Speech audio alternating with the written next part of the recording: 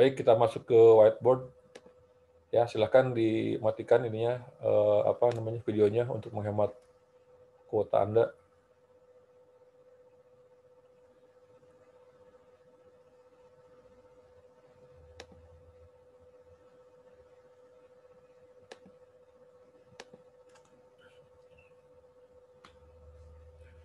Ya, baik. Di hari ini kita akan belajar tentang sebaran frekuensi. Apa itu sebaran frekuensi? Sebaran frekuensi atau distribusi frekuensi adalah pengelompokan data ke dalam beberapa kelas. Sebaran frekuensi adalah pengelompokan data ke dalam beberapa kelas. Ya, jadi data dibagi-bagi kan, berdasarkan sifatnya, kemudian berdasarkan cara perolehan dan sebagainya, termasuk berdasarkan pengelompokannya. Ya, data dibagi dua, data tunggal atau data mentah itu adalah data hasil pengukuran langsung terhadap objek penelitian. Ya, misalkan kamu melihat mengukur ukuran buah ya, ukuran buah mangga lah yang ditanam selama 5 tahun kan. Kamu misalkan nanam 50 pohon, kemudian kamu ukur kan buah yang situ rata-rata kan ratanya berapa.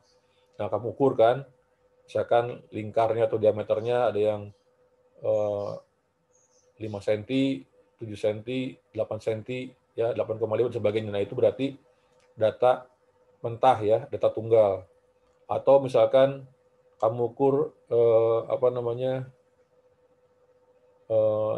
nilai ujian kamu ya kan yang kemarin, nilai ujian nilai ujian AKM kali kan yang kemarin, ya ada yang dapat 32, 33, 30 gitu kan, 35 misalkan ya.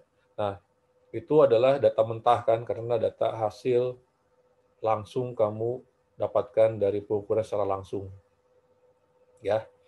Nah, kalau dari data mentah tersebut kita kelompokkan ke dalam beberapa kelas, maka hasilnya akan menjadi data yang berkelompok atau disebut dengan sebaran frekuensi atau distribusi frekuensi. Ya, langsung ya. Misalkan saya punya data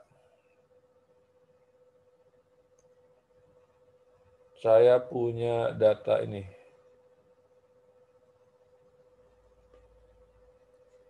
Data berat paket ya. Ada 50 paket. Saya punya 50 paket ya. Kemudian saya timbang 50 paket tadi. Ya.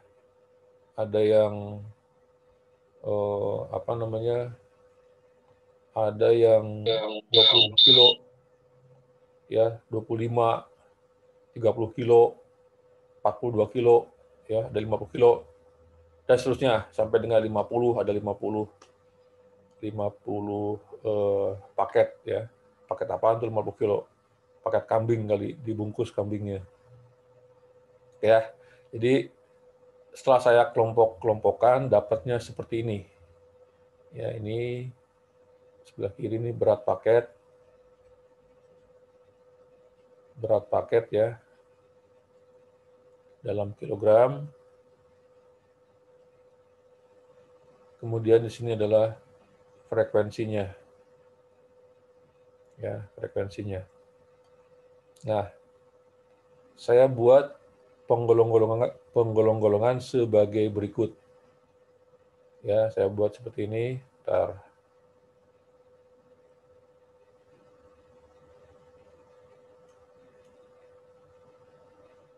Di sini 20 sampai dengan 29 kg, kemudian 30 sampai dengan 39, 40 sampai dengan 49 kg, 50 sampai dengan 59 kg, 60 sampai dengan 69 kilogram. Nah, ini sudah saya hitung-hitungkan, sudah saya jumlahin. Ya, ini dapatnya di sini 4, ya, 13, kemudian 19, ya. Kemudian di sini 10, ya, berapa nih?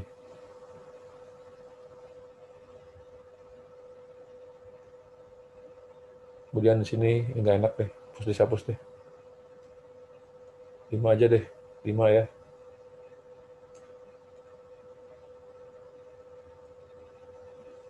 5 terakhir ini 4. Pas kan jumlahnya 50. Berarti jumlah seluruh frekuensi atau N itu sama dengan 50. Benar ya?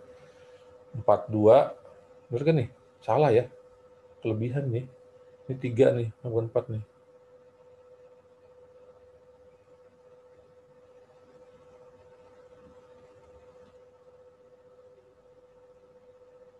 Ya, nah.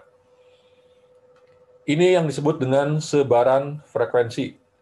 Pengelompokan data ke dalam beberapa kelas. Jadi dari data mentah tadi, ya, kita masukkan ke sini, akhirnya dapat seperti ini. Ya, lihat ini, ada beberapa hal yang perlu kalian perhatikan, hal yang penting. Jadi sebaran frekuensi ini menjadi landasan bagi nanti kamu belajar teori sebaran, ya. Jadi ini sangat penting untuk kalian pelajari. Oke ya, kita mulai ya. Jadi yang saya lingkari ini 20, 30, 40, 50, dan 60 itu disebut dengan batas bawah kelas. Lower limit, ya, batas bawah. Ya. Sedangkan yang 29, 39, 49, 59, 69 itu disebut dengan upper limit atau batas atas kelas. Nah, kelasnya sendiri itu mana? Ya ini kelasnya nih. Kita punya 5 kelas. Ini kelas pertama 20 sampai 29, kelas kedua 30 sampai dengan 39, kelas ketiga, kelas keempat, dan kelas ke-5. Ya. Jumlah kelas itu disimbolkan dengan huruf K. Ada 5 kelasnya. Ya, ini kelas pertama, kelas kedua, kelas keempat, kelas ke-5. Ya. Nah, maksudnya apa tanda ini? Berarti berat paket antara 30 sampai 39 kurang lebih itu ada 13 jumlah paket yang memiliki berat ini. Ya. 50 sampai 59 kg itu kurang lebih ada 10 paket. Ya. Ya. Nah, sekarang kalau 29,3 itu masuk di kelas pertama. 49,7 masuk di kelas ke-4. 59,4 masuk di kelas ke-4. Ya. 29,2 kg masuk di kelas ke-1. Oke ya. Nah, ternyata batas bawah dan batas atas kelas ini tidak memuat keseluruhan nilai di sini. Karena angka-angka tadi ya dengan berat tadi bisa dimasukkan ke kelas tertentu. Nah, berarti ada sebetulnya batas bawah yang real disebut dengan batas bawah sebenarnya dan batas atas sebenarnya setiap kelas. Oke. Lihat sini. Jadi batas bawah kelas kedua berapa nilainya? 30, ya kan? batas atas kelas keempat. Berapa nilainya? Sama dengan 59.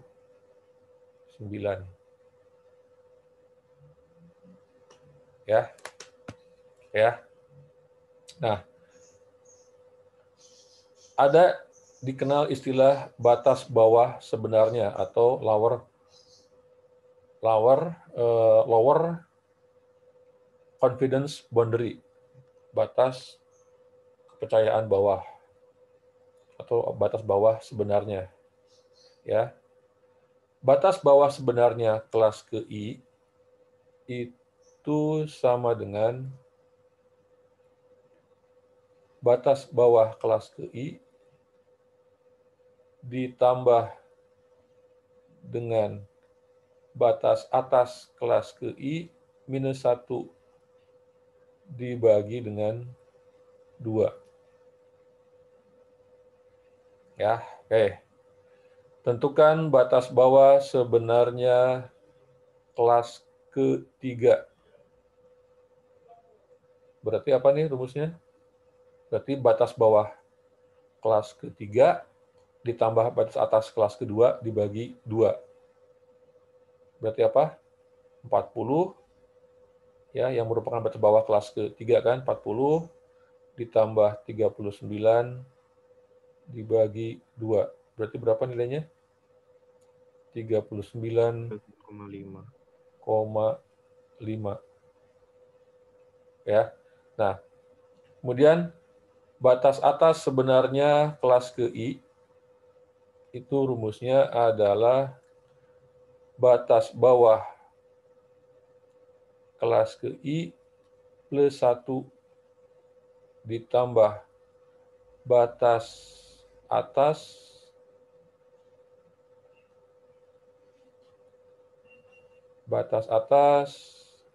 kelas ke I dibagi 2. Ya. Contoh, tentukan batas atas sebenarnya kelas ke-2.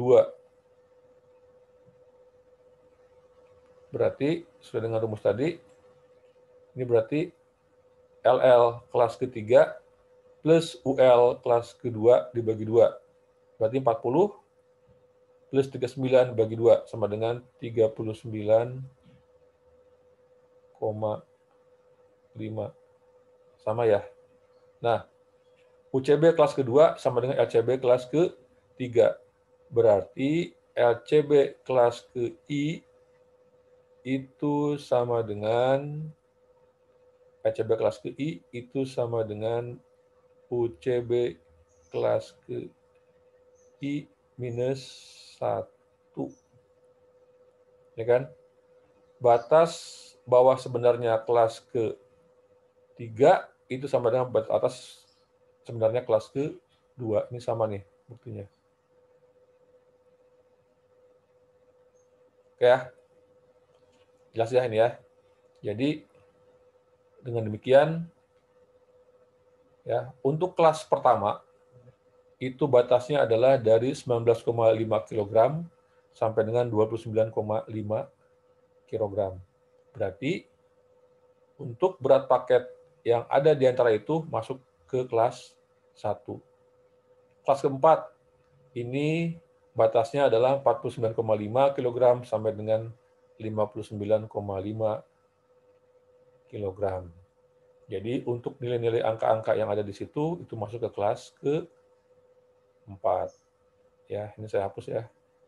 Jadi kamu ini bisa ulang-ulang lagi ya videonya. Baik, sampai sini ada pertanyaan.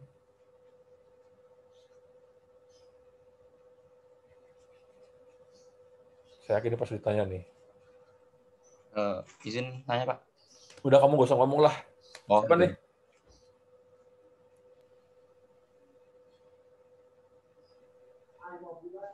Maaf, Pak. Maaf. Hah? Kawil, Pak, tadi. Oh, Kawil. Will, saya udah tahu kamu mau nanya, mau mobil? Mau nanya? Mana? Saya udah tahu pertanyaannya. Benar Oh nggak? ya, Kamu bilang Pak? yang tengah-tengah gimana gitu nggak? Benar nggak?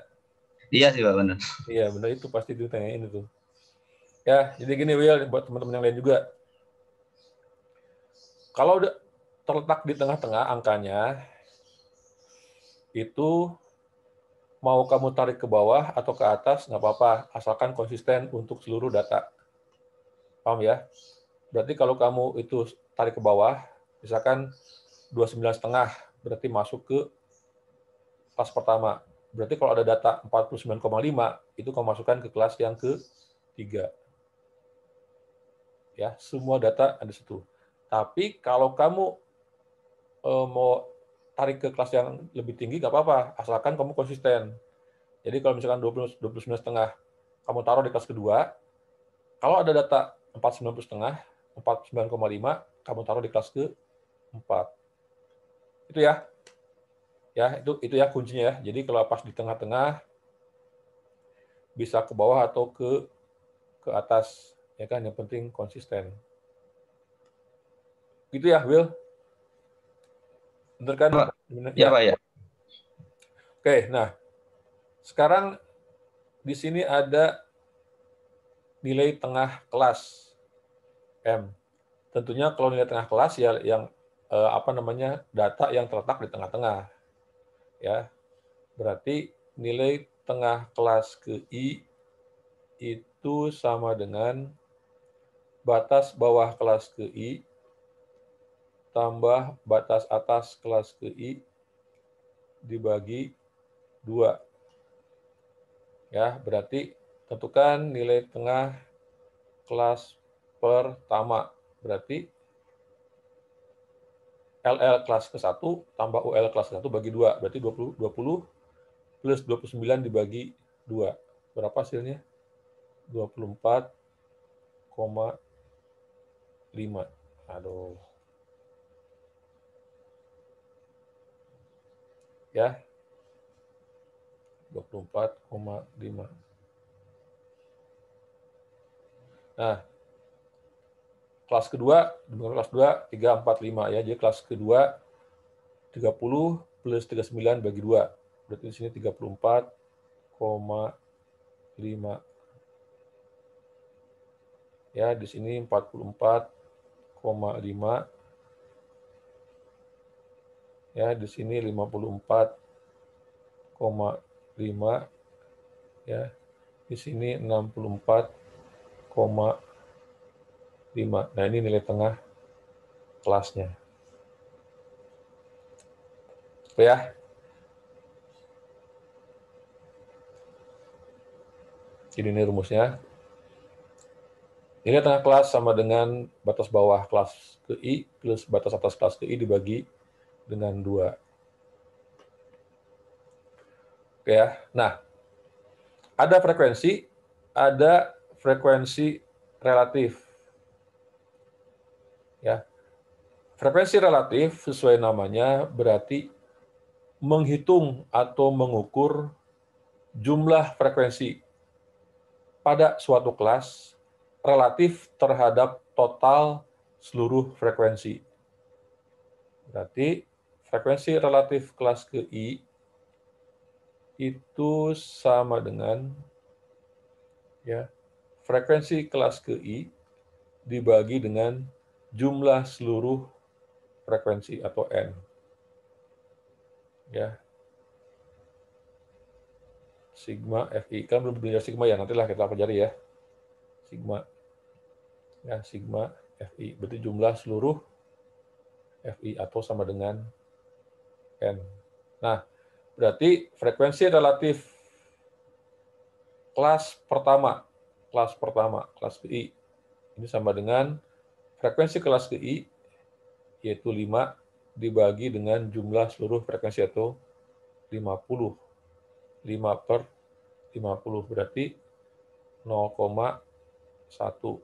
Yang ini berarti 0,26. Kelas ketiga berarti 0,38. Kelas keempat berarti 0,20, yang paling bawah 0,01.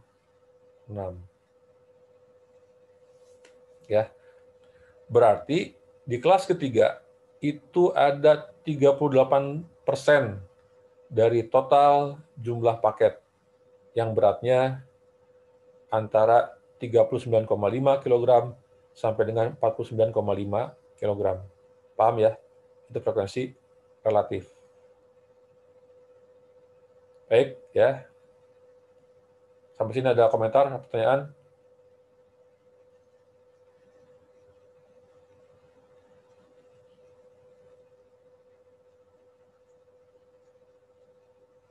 Will, kamu gandeng lagi, Will? Belum, Pak. Nanti. Cuma yang tengah doang kamu. Oke ya. Nah, sekarang ini. Untuk menghitung atau mengukur jumlah sampai dengan kelas tertentu, ya, ada notasi FK, frekuensi kumulatif. Ini ada 2, frekuensi kumulatif kurang dari, ya, kalau kita mengukurnya ke bawah, kelasnya ke bawah, ya, dan frekuensi kumulatif ini kenapa sih? Move this window away from the shared, maksudnya apa nih? Frekuensi kumulatif lebih dari, ya, bentar, kayaknya ada masalah nih.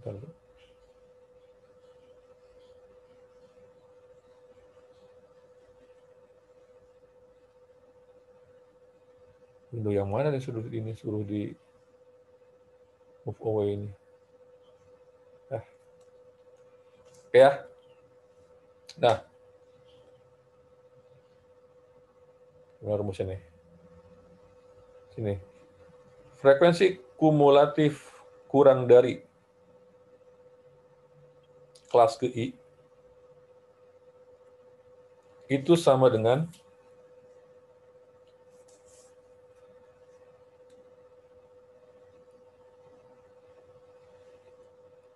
jumlah frekuensi kelas ke J, ya, dengan J bergerak dari 1 sampai dengan I. Frekuensi kumulatif lebih dari kelas ke I sama dengan sigma Fj dengan J bergerak, ya, sampai I, J bergerak dari I,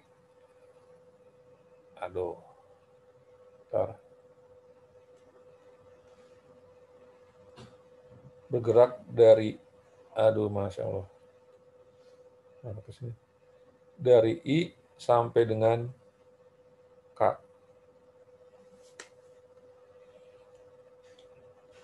Ya, kita mulai sini ya. Frekuensi kumulatif kurang dari kelas ke 1. Berarti frekuensi kelas pertama, karena ini 1 kan, berarti J sama 1 sampai dengan 1, berarti di sini 5. Ya.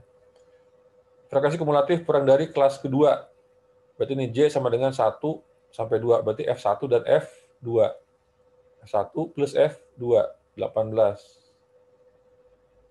Frekuensi kumulatif kurang dari kelas ketiga, berarti 19 tambah 13 tambah 5. Di sini berarti 37. Di sini 47, yang paling bawah 50. Nah, kalau itu lagi, frekuensi kumulatif lebih dari, lihat rumusnya, ya. Frekuensi kumulatif lebih dari kelas pertama, kelas ke I, sama dengan sigma Fj dengan J bergerak dari 1 sampai dengan 5. Berarti F1 plus F2 plus F3 sama dengan F5.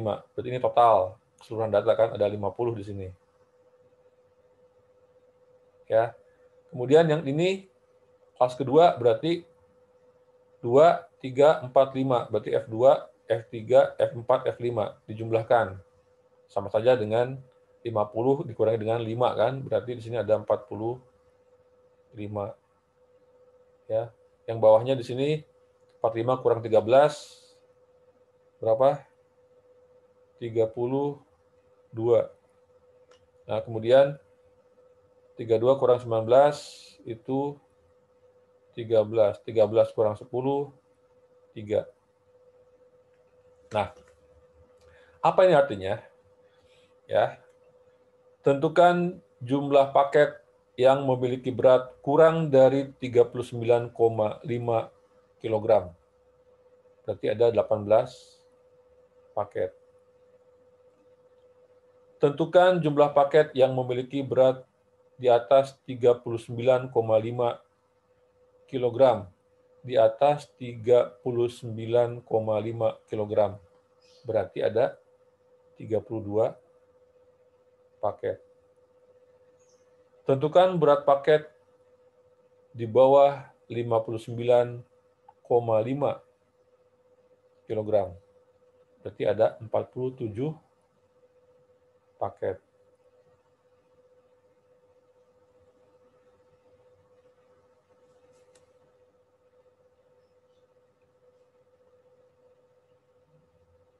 Ya, sampai sini ada pertanyaan, ada komentar? Silakan. Nanti rumus sigma nanti kita pelajari ya di kesempatan lainnya. Atau kamu bisa lihat inilah, lihat lihat nanti saya post di itu di apa namanya di ini di web ya. Oke, ada komentar, pertanyaan sampai sini?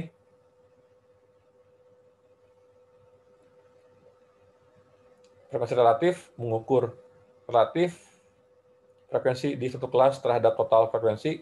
Kumulatif kurang dari menghitung jumlah frekuensi kelas yang ditanya kan sampai dengan kelas yang lebih kecil.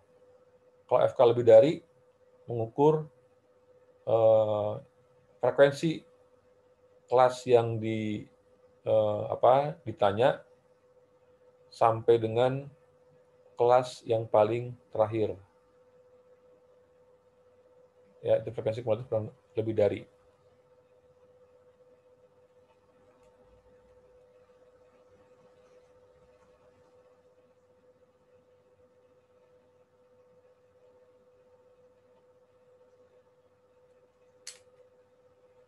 Kenapa harus bacaan ini terus ya? Nonton.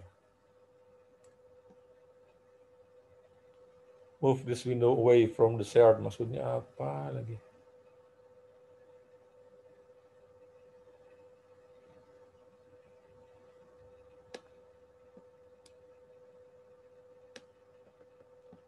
Oke, baik ya. Ada komentar atau pertanyaan? Sampai sini? Cukup jelas ya? Oke. Jadi tadi ada lower limit, ada upper limit, kemudian ada lower confidence boundary, LCB, ada UCB, upper confidence boundary. Ya, rumusnya tadi udah saya sampaikan semua.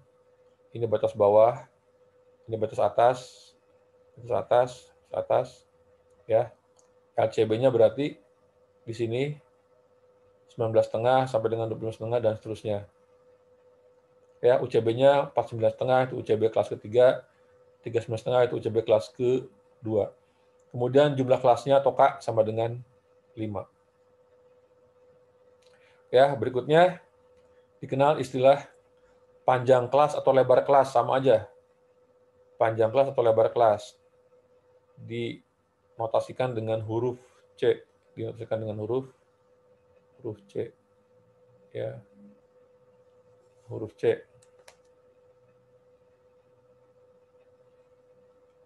Ada yang tahu berapa panjang kelasnya ini? 10, Pak. Berapa? 10. 10 ya. Oke, bagus. 10 ya. Jadi panjang kelas yang pertama 10, panjang kelas yang kedua 10, 3, 10, 4, 10, 5, 10. Jadi, gimana saya tulis ya? Biar enak, misalnya panjang banget nih. Ntar di sebelah kanan aja, sebelah kanan deh.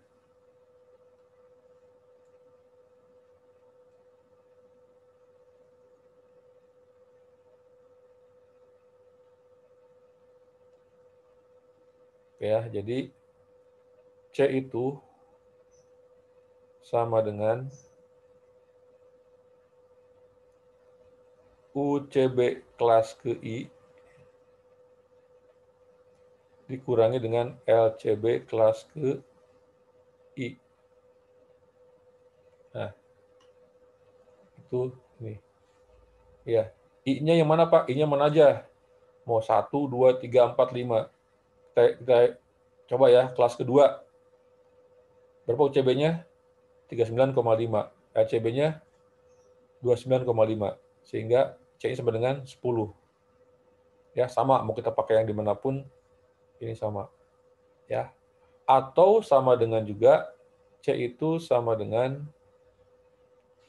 batas bawah kelas ke I dikurangi dengan batas bawah kelas ke I minus 1. Ini harus demikian. Ya, 30 kurang 20, 10 kan? Atau pas 50 kurang 40, 60 kurang 50. Atau C juga sama dengan batas atas kelas ke I dikurangi dengan batas atas kelas ke I min 1. Nih, 39 kurang 29, 10. 49 kurang 29, dan seterusnya. Ya. Atau C juga sama dengan LCB kelas ke I dikurangi dengan LCB kelas ke I min 1. Sama dengan juga UCB kelas ke I dikurangi UCB kelas ke I minus 1. Ya. LCB 29,5 dikurang 19,5, 10. 49,5 kurangi 39,5, 10 juga. Atau kalau mau pakai UCB, sama. 49,5 kurangi 39,5, 10. Ya. Jadi C itu harus berlaku seperti ini.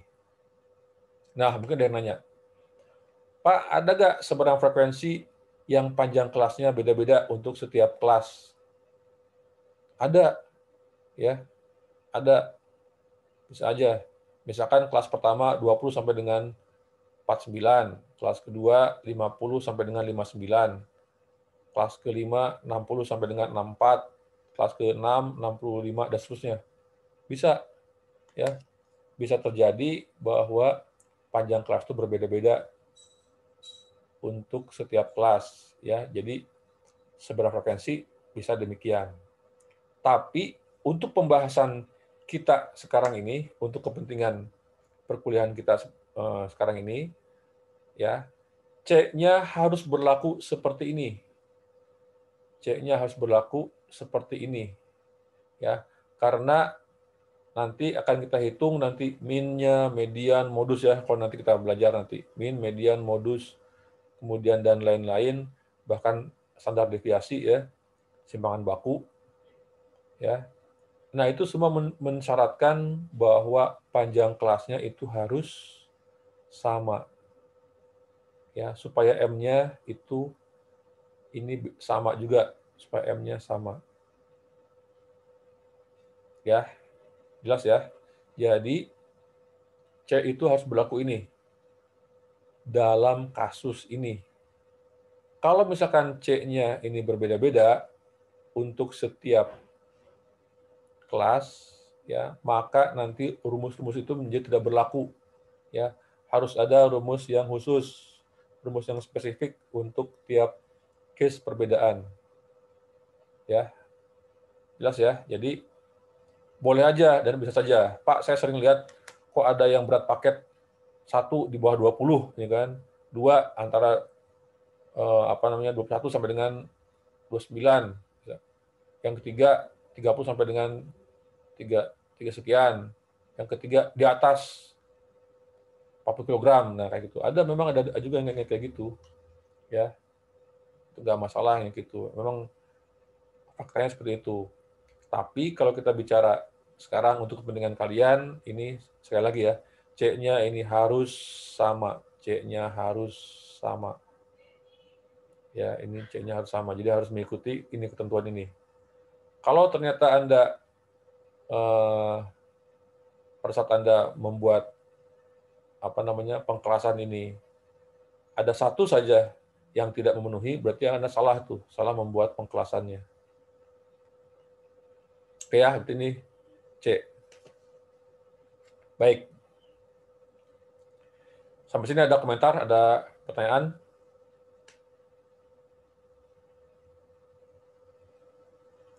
Oke ya, nggak ada. Lanjut ya. Nggak ada, lanjutkan.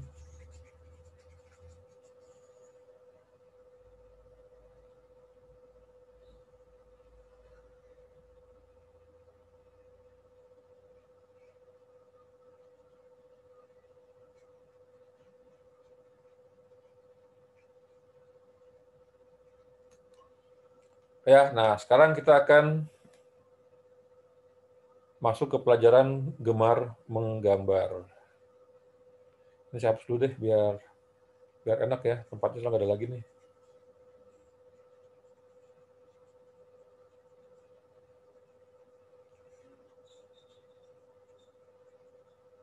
Pak, kan ada komputer Pak, kenapa kita harus belajarnya? Ini perlu ya, kalau kamu lihat di Triola juga didetailkan kan, didetailkan satu karena ini memang menjadi dasar ini. Ini adalah dasar nanti untuk sebaran teoritis. Ya, nanti ada kurva semua ini dasarnya adalah di sini, dasarnya di sebaran frekuensi. Ya, makanya kalian harus tahu bagaimana cara menggambar, dapat gambar itu dari mana gitu, harus tahu dulu itu ya. Nah, itu menjadi dasarnya. Oke ya. Nah, sekarang kita akan menggambar. Ya, kita akan menggambar. Tentunya buatlah garis ya, tariklah garis. Kamu buat garis. Ini anggap lurus ya. Anggap lurus. Ya. Tengah-tengah ini skalanya 0,0. Oke ya.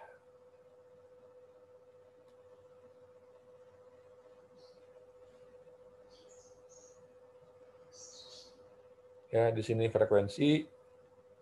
Kemudian yang di bawah apa? Ini berat paket ya. Berat paket ini kilogram. Nah, langkah yang pertama adalah buatlah satu kelas tambahan di bawah kelas paling kecil dan buatlah satu kelas tambahan di atas kelas paling besar. Berarti ini berapa kelas tambahannya? 10 sampai dengan 19. Ya, yang ini berapa? Berarti 70 sampai dengan 79. Ini kelas tambahannya. Udah? Udah ya. Nah, kemudian kamu buat di sini garis-garis ya. Buat skala di sini. Masya Allah. Buat skala.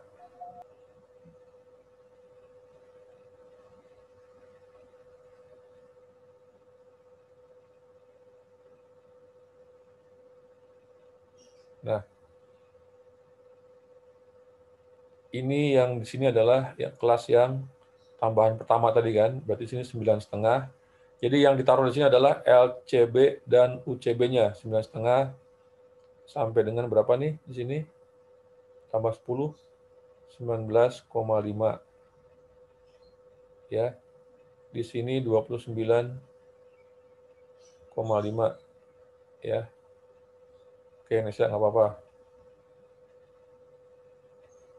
Ini 39,5. Ini 49,5. Masya Allah. Apa sih?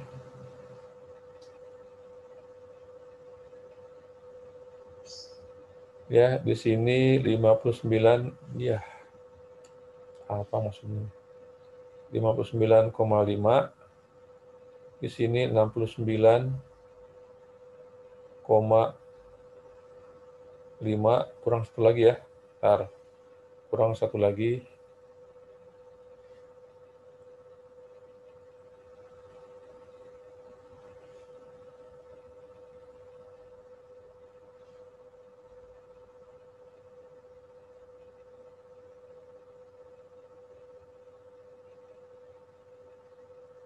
Di sini 79,5.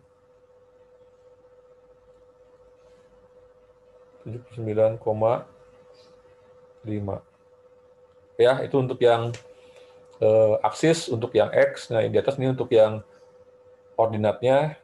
Nah, tentunya buat skala yang apa? Ada yang tahu? Buat skala yang masuk akal. Ya, di sini kita bikin skala yang masuk akal.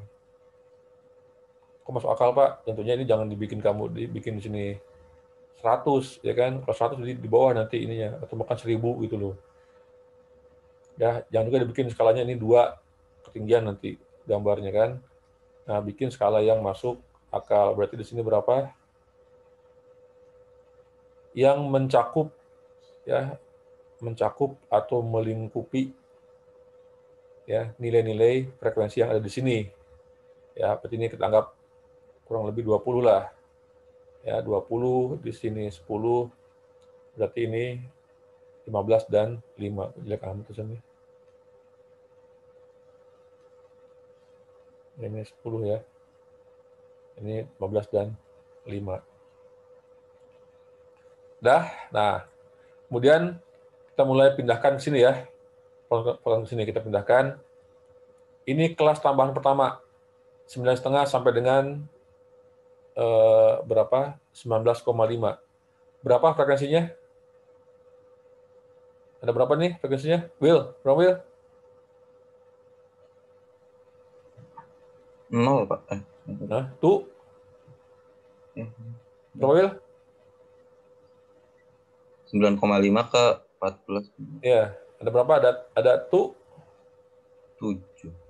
0, kamu udah belum 0. 0 tadi. 7. Iya, emang Tadi 0. Siapa Iya, bilang 0.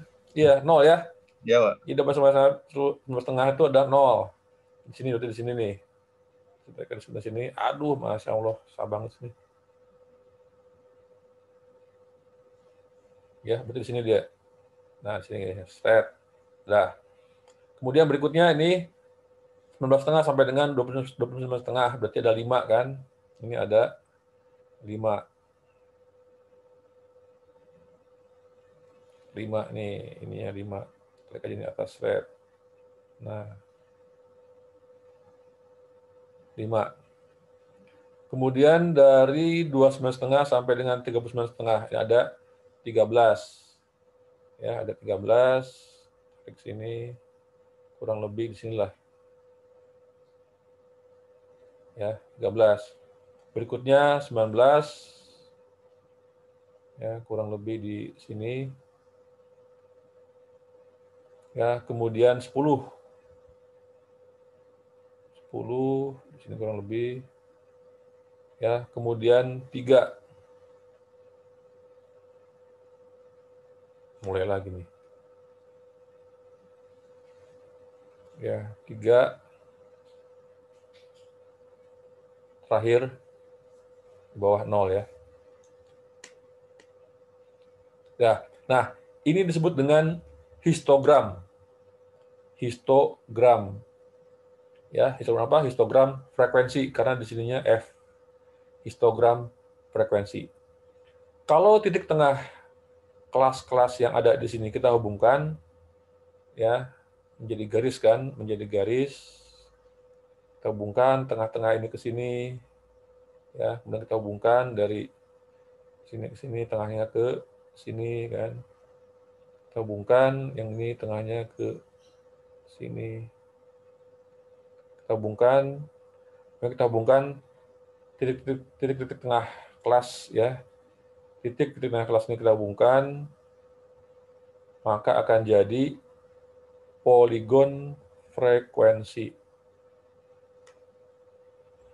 Ya, akan jadi poligon frekuensi.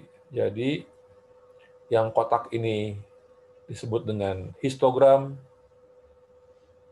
ya, histogram apa? Histogram frekuensi. Histogram frekuensi.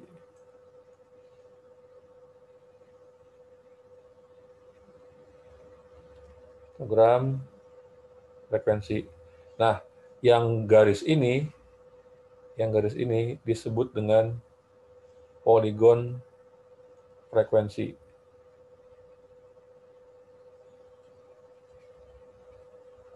Poligon frekuensi. Ya. Nah, kemudian untuk membuat grafik yang lain lagi, misalnya kita ingin membuat histogram frekuensi relatif dan poligon frekuensi relatif.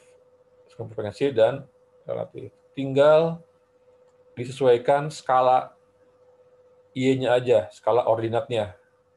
Ya, kalau kita ingin membuat grafik ya, grafik untuk frekuensi relatif. Tentunya dengan grafik yang lain lagi ya, jangan kamu timpa di sini. Grafik lain lagi, tapi ini sama, di bawahnya sama, skala sama, hanya yang berbeda skala ordinatnya. Ya, berbeda skala ordinatnya di sini diganti dengan tadi kan dengan skala yang masuk akal. Tadi berapa sini? Ini kan 0,1 ya.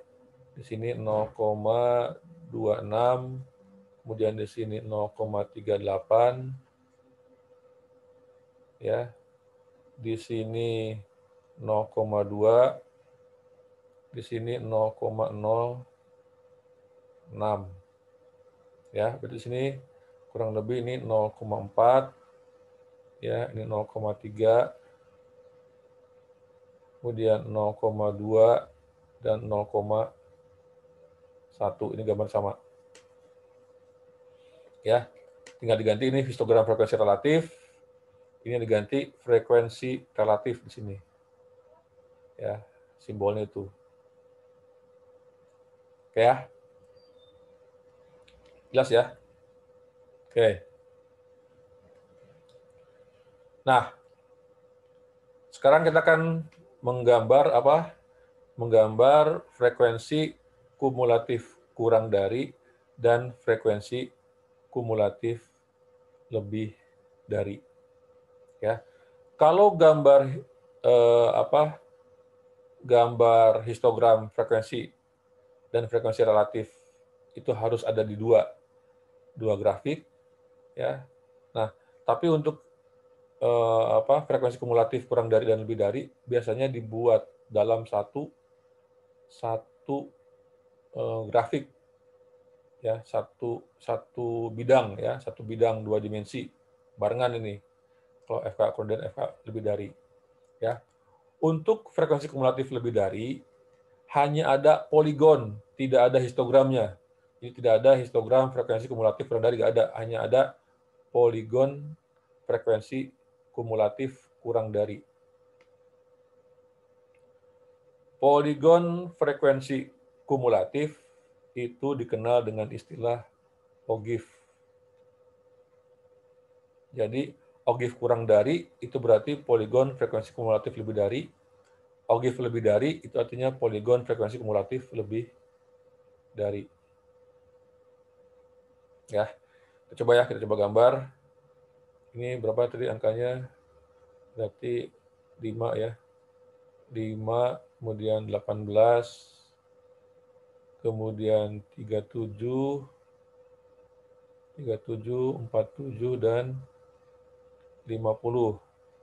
Yang FK lebih dari, ini angkanya 50, ya, kemudian 45, kemudian 32, ya, kemudian 13, akhir 3.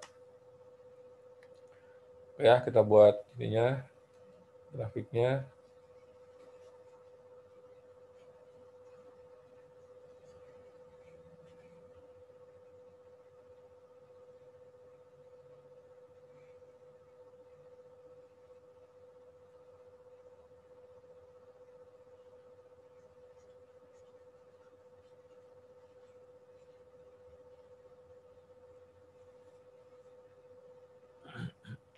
Oke ya.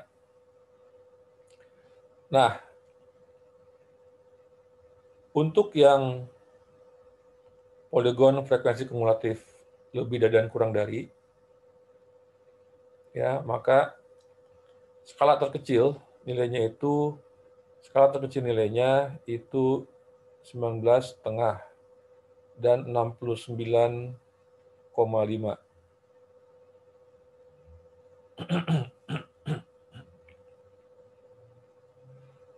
Ya. Sehingga di sini harus dikasih tanda. Nah, susah nih. Oke, ntar dulu.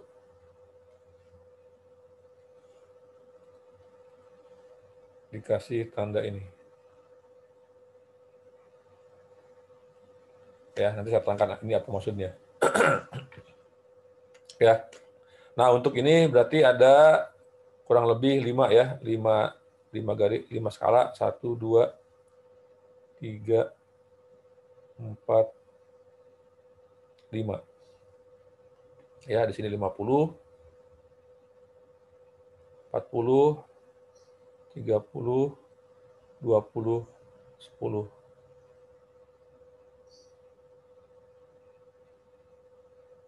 Hmm, 10. Ya.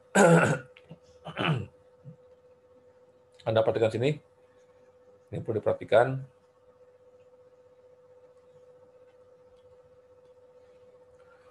Untuk menggambar poligon frekuensi kumulatif kurang dari, untuk menggambar poligon frekuensi kumulatif kurang dari, Anda perhatikan UCB-nya.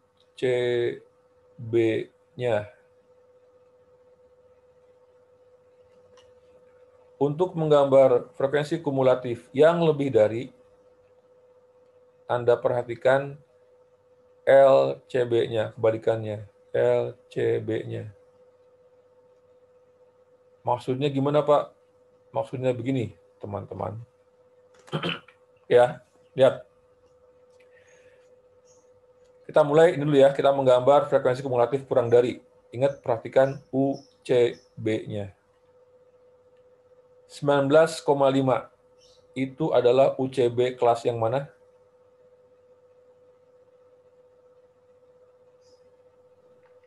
Kelas 1, Mas. Hah? Kelas yang? 0. Kelas tambahan yang pertama. Kelas tambahan. Nah, ini kan. Oke.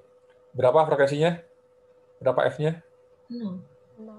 0, nggak ada kan? Berarti di sini 0. Jadi di sini. Ya. 29,5. Ini UCB kelas berapa? Kelas 1. Kelas pertama. Berapa angkanya? 5. 5. Berarti ini 5. Sini. Ya. 39,5 itu adalah UCB kelas yang kedua. Berapa angkanya? Nih, 18. Angkanya 18. Ya, kemudian 37 ini berapa? 40 ya. 37 sini kurang lebih. 37 ya, kemudian 47, kemudian 50. Ya, ini kita hubungkan. Kita hubungkan garisnya.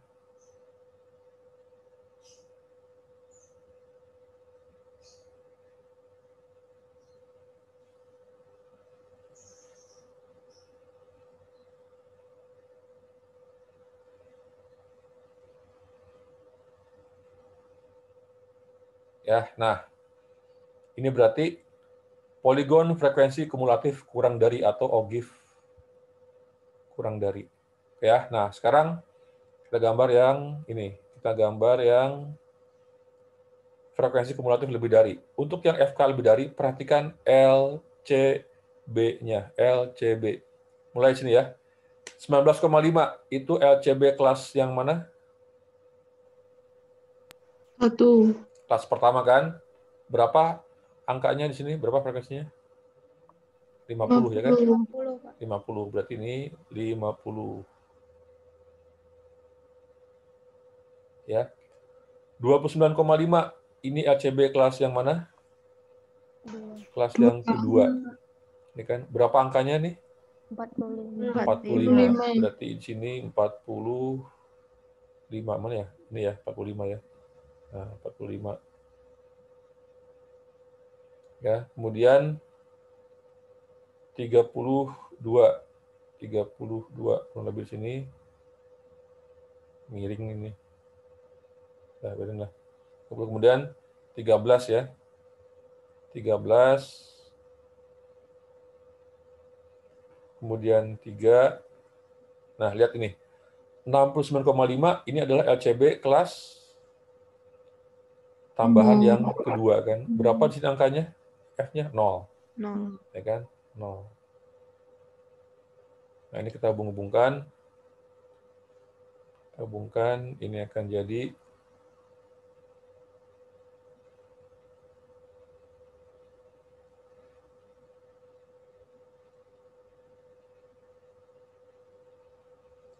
poligon frekuensi kumulatif lebih dari. Jadi ini itu adalah OGIF kurang dari, yang ini itu adalah poligon frekuensi kumulatif lebih dari.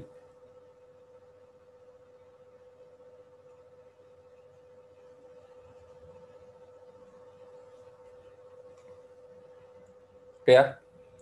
Jelas ya? Paham ya? Oke, ada komentar, pertanyaan di sini? Oke ya, lanjut ya. Lanjut, kalau nggak ada, lanjut. Nah, bisa hapus semua ya. Sekarang gini. Kalau misalkan saya punya data, ya, N-nya sama dengan 100. Ini misalkan ekstrakurikuler basket di PKN STAN. Ini ada 100 orang anggotanya. Ya, kemudian saya ukur tinggi badannya. Ya. Ini tinggi badan dalam sentimeter ya. Tinggi badan dalam sentimeter. Ini pemain basket yang mengikuti ekskul basket di PKN STAN. Ya, 150 misalkan. 147 ya, 152, 160 dan seterusnya. Ini ada 100 ya. Jadi paling kecil 147, paling tinggi 198 cm misalkan. Ya, ini ada 100. Ini adalah data mentah kan? Data mentah atau data tunggal. Data yang kita dapatkan langsung dari hasil pengukuran. Ya, ini dalam sentimeter, Ya, dalam sentimeter.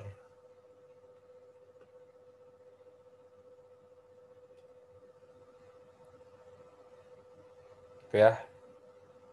Nah, kira-kira berapa jumlah kelas yang harus dibentuk kalau kita ingin membuat sebaran frekuensinya? Kemudian kira-kira panjangnya berapa panjang kelasnya? Ada yang bisa jawab? Silakan. Cerah, jawab berapa aja? Ada? Yang mau jawab? Kira-kira berapa K-nya, berapa C-nya? Kalau saya punya data seperti ini. Ini paling kecil ya, ini paling kecil 147. Tingginya paling pendek ya, paling tinggi ini 198. Ini ada 100 pengukuran. K-nya berapa, C-nya berapa kalau kita ingin membuat sebarang frekuensinya. Buatlah pengelompokan data ini. Berarti buatlah sebarang frekuensinya. Berapa K-nya, berapa C-nya.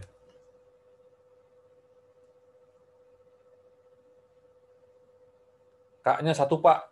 K-nya 1. Kalau K-nya 1, berarti C-nya berapa? 51. C-nya berarti 51. Gitu kan. Boleh nggak? Boleh. Boleh aja ini. Apa? Berarti kalau gini, berarti ininya seperti ini. Tabel sebaran frekuensi seperti ini. Berarti 147 sampai dengan 198. F-nya berapa? F-nya 100. Ya kan, ini kelasnya cuma ada satu kelas berarti kan. Di sini tingginya kan, tinggi dalam senti. Boleh. Apa? Mungkin ada juga yang lain. Kalau saya K-nya ini Pak, K-nya 100. Nggak apa-apa. K-nya 100.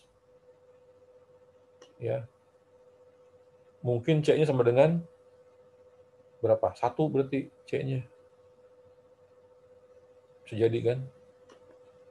Ya, jadi di sini 147 atau C-nya mungkin 2 lah. C-nya 2 ya. Misalkan nih 14 maaf.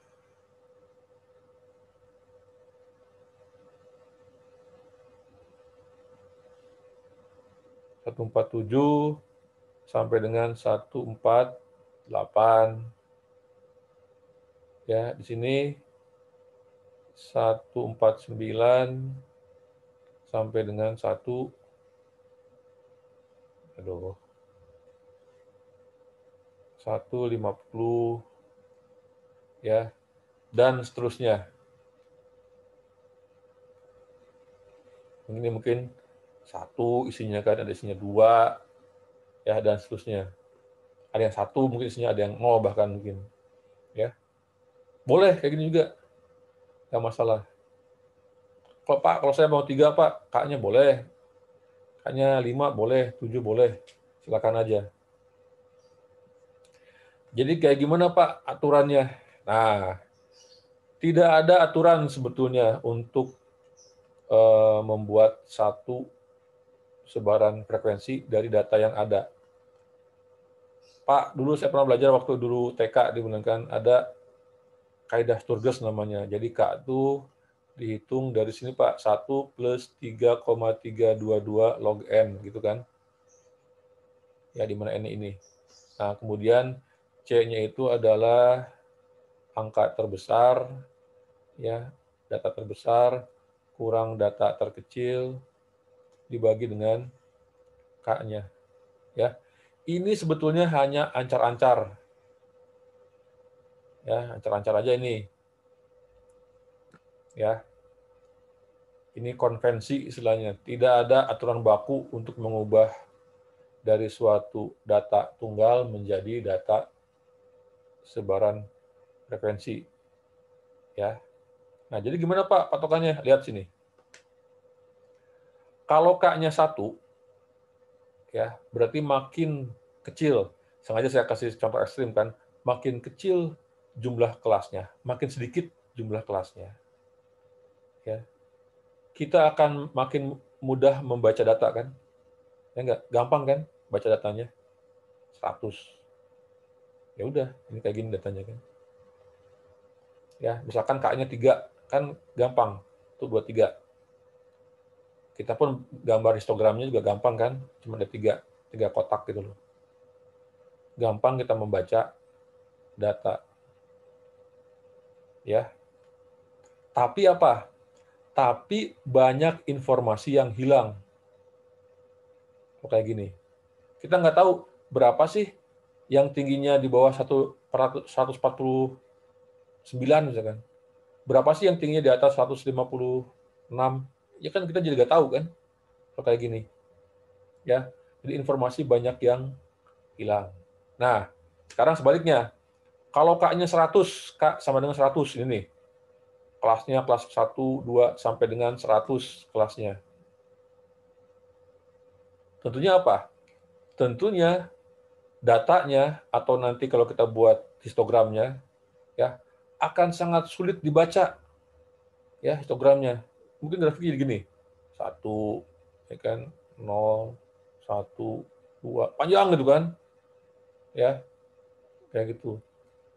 Datanya akan sangat sulit untuk dibaca ya. Tapi di sisi lain informasinya itu sedikit yang hilang atau bahkan tidak ada yang hilang informasinya. Ya. Kita jadi tahu nih berapa yang di bawah 156 kita tahu. Berapa antar sekian kita tahu ya karena ada datanya semua. Tapi kita mikir lagi tentunya, kita berpikirlah kalau memang kita buat 100 kelasnya, ya ngapain kita buat pengelompokan data? Langsung aja baca data mentahnya kan juga sama-sama 100 data mentahnya. Seru aja baca langsung kan ininya. Ya. Oke ya. Ngerti ya. Jadi makin sedikit K, makin kecil K, berarti datanya akan makin mudah dibaca. Tapi informasi banyak hilang. Makin besar K, ya, datanya akan makin susah dibaca. Tapi informasi akan sedikit yang hilang. Itu trade-off-nya. Ya, nggak mungkin misalkan K-nya kecil, informasi sedikit yang hilang, nggak mungkin kayak gitu. Ya, jadi berapa K yang ideal? Ya tadi itu tadi terserah kalian K yang ideal itu berapa. Ya ini harus banyak latihan kira-kira K-nya berapa. Nah, ada ancer-ancer. Kalau nggak punya patokan, kalian belum mahir kan, bisa lihat ini menggunakan kaidah Sturges. Kenapa disebut Sturges? Karena yang menemukan si Sturges. Kalau menemukan si Kawil, jadi kaidah Kawil. Ya, kaidah Sturges ini menghitung K, kemudian dihitung C-nya nanti dapat ininya, dapat kelas dan dapat panjang kelasnya. Oke ya, jelas ya itu sebaran frekuensi, distribusi frekuensi. Oke, ada yang resen, silakan. Miftah Aspiana Utami. Miftah. Ya, Mbak, silakan. Izin bertanya. Ya, Jadi silakan. buat kelas kayak gitu, batas itu di datanya Bapak kan batas bawahnya itu 147 itu kan Pak. Tapi kita membuat sendiri datanya gitu, boleh nggak sih kalau batas bawahnya itu 145, misal kayak gitu Pak. Jadi dibulatin kayak gitu. Oke, ya. Ini pertanyaan bagus. Ya. Nah, kalau kita membuat satu pengelompokan data, tentunya kan ingin harapannya apa sih kita bikin pengelompokan data itu kan supaya gampang dibaca. Ya. Atau kalau kita mengelompokkan datanya ruwet, susah dibaca, ya ngapain kita kelompokkan? Udah aja langsung suruh aja baca datanya sekalian. Ya. Nah, dalam rangka itu loh. Kalau misalkan tadi kan kita lebih nyaman kalau misalkan kelipatan 5 ya, lebih gampang 145 ya, kemudian sampai dengan 150 ya, 151 kan lebih enak ngebacanya gitu. Nggak masalah, nggak apa-apa. Gitu kan. Jadi nggak perlu harus mulai di 147 ya. Mulai di yang lebih kecil pun nggak masalah itu. Intinya itu. Ya, kemudian kalau ada tanya ada nggak patokannya? Nggak ada patokannya. Ya, tentunya yang masuk akal tadi kan. Jangan sampai kamu mulai dari tinggi badannya 50 sampai dengan 55, 56 sampai dengan 60 kan itu kan nggak masuk akal ya kan. Ngapain itu? Data terkecilnya 147, ngapain kamu mulai dari 50? Ya, itu ya. Ya, terima Mifta kasih. ya. Ya, kasih. Ada lagi yang lain yang mau nanya tadi ada resen lagi? Tadi? Izin bertanya, Pak. Ya, Will. Ini Pak, misalnya kan kalau kita ngambil data ya, terus kan awalnya itu 100, 200 gitu Pak. Terus tiba-tiba ada satu data, misalnya jauh banget itu Pak, misalnya 2000 gitu. Berarti kan ntar banyak yang kosong gitu Pak. Itu tuh data yang satu error apa sih mungkin bisa salah. Itu perlakuannya gimana ya Pak? Biar sebaiknya. Ya, bagus, Will. Ya, itu nanti ya kita tunggu dulu. Kamu nanti jangan lupa ya simpan dulu pertanyaannya. Nanti kita jawab sesudah kita belajar ukuran pemusatan atau sentral tendensi dan ukuran keragaman. Ya, Oke nanti. Pak.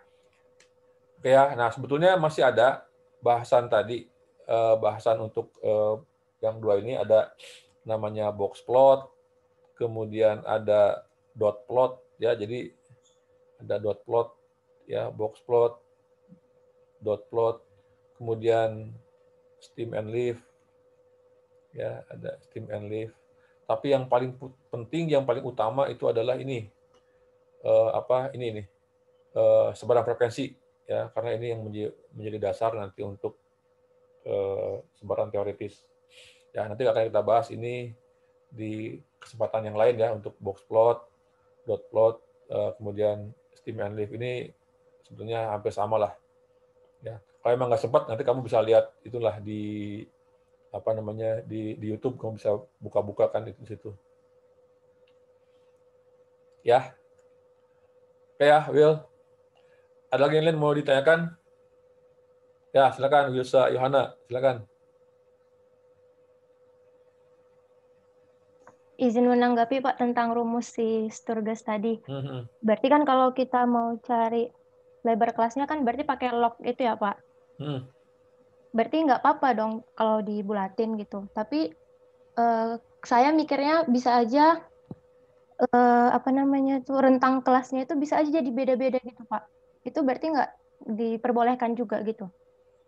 Oh, maksudnya beda gimana? Harus sama lah. Kan C-nya itu berlaku sama semua nih. Ya. Jadi kita dapat ini, kemudian dapat K-nya kan, dapat K, kemudian K-nya masukin sini, ke rumus ini, X max min S min, kemudian dapat C. Nah, ini bakal sama, nanti harusnya sama. Misalnya gini, misalnya kita startnya di mana? Tadi kan ada yang bilang start di 145, kemudian C-nya tuh 6, ya, atau C-nya 5 lah, biar nggak begini, ini 150 kan, ini 150, ini 149, ya, ini 154, ini 155 sampai dengan 159, ini dan seterusnya. Ya, ini kan sama kan? C-nya sama kan? Ini 5, ini 5, ini juga 5 kan? Ini 5, ya. Sama semua C-nya. Nggak boleh beda-beda C-nya. Itu ya, bisa jawab nggak itu? Bisa sih, Pak. Oke. Ya. Baik, ada yang lain lagi yang mau ditanyakan?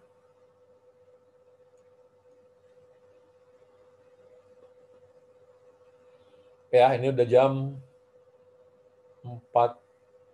3:30 ya. Benar nggak nih? Masih ada yang mau ditanyakan? Oke. Baik, ya, lanjut ya, yang terakhir. Ya, nah,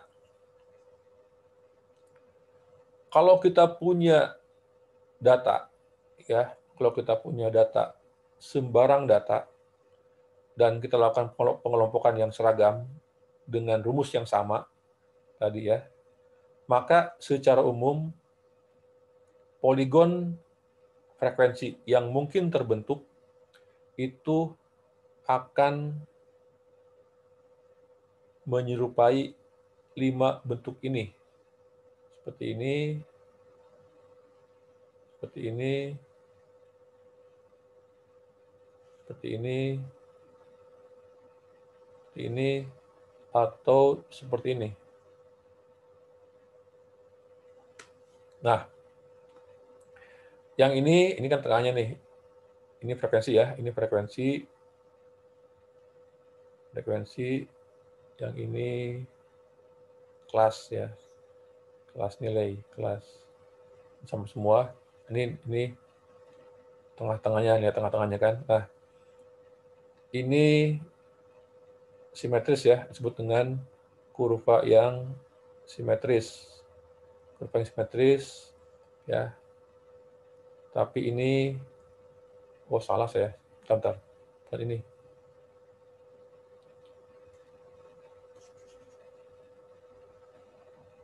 Bukan gini ya. Bentar dulu.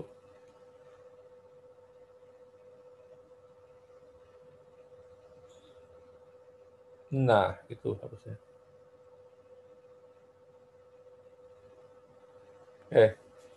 Ya, ini simetris, berarti kan kanan kirinya sama, ini juga simetris, kanan kiri sama, ini simetris, kanan kiri sama.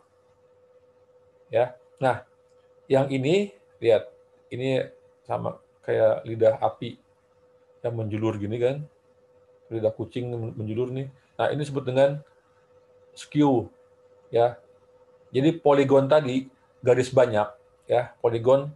Kalau kita buat kelasnya itu agak rapat, masih ingat konsep limit dulu waktu di kalian SD, ya, maka poligon tadi yang tadinya gini, ya, kalau misalkan rapat ininya, akan dia smooth ya, akan mulus, jadi dia garisnya akan mulus ininya, ya. Kalau misalkan ininya rapat nih, kelas yang di bawahnya tuh rapat, nanti ininya poligon tadi akan menjadi kurva, ya.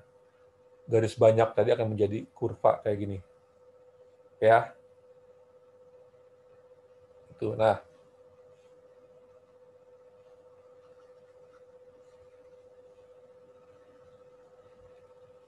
ada 5 kan, ada 5 kemungkinan kurva. Untuk sembarang loh ya, untuk sembarang data bentuknya akan seperti ini. Ya, ini yang simetris, yang ini simetris. Ya. Ini yang runcing. Ya, ini yang runcing. Ini yang biasa, ini yang landai. Ini yang landai.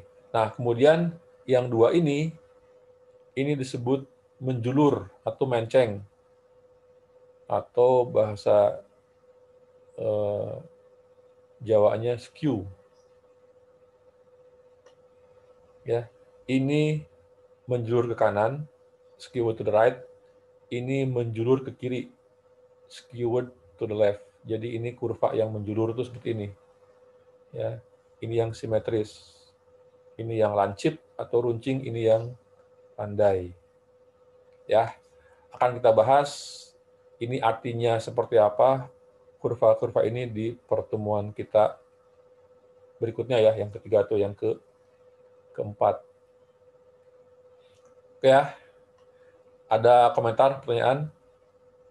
Nggak ada ya? Oke, kalau nggak ada, silakan dinyalakan lagi ininya, videonya.